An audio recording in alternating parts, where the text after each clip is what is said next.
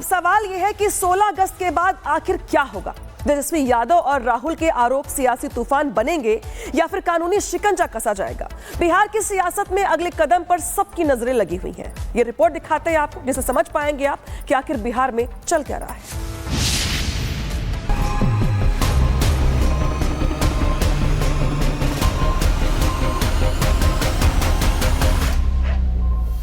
बिहार में विपक्ष voter list के सहारे अपनी रणनीति बना रहे थे, लेकिन चुनाव आयोग की चुनौती के बाद इसमें नया ट्विस्ट आ गया है, जिसके बाद ये सवाल खड़े हो रहे हैं कि अब आगे क्या होगा।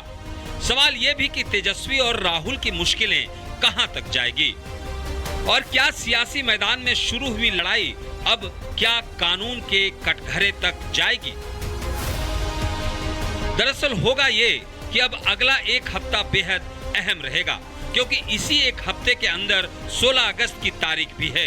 और आपको बता दें कि तेजस्वी के पास फर्जी कार्ड जमा करने के लिए 16 अगस्त शाम 5 बजे तक का ही समय है। एक हफ्ते में ही तेजस्वी को जवाब भी देना है।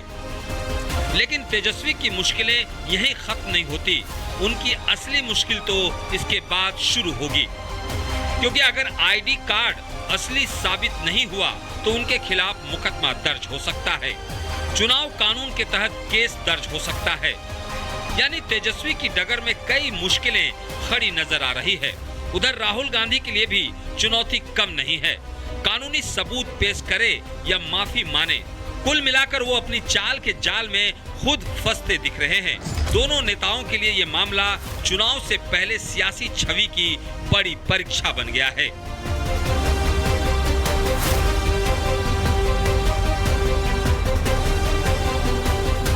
अब एक और एनडीए इस विवाद को हथियार बना सकता है, तो वहीं विपक्ष आयोग पर पक्षपात का आरोप लगाकर सड़क से लेकर संसद तक हल्ला मचा सकता है।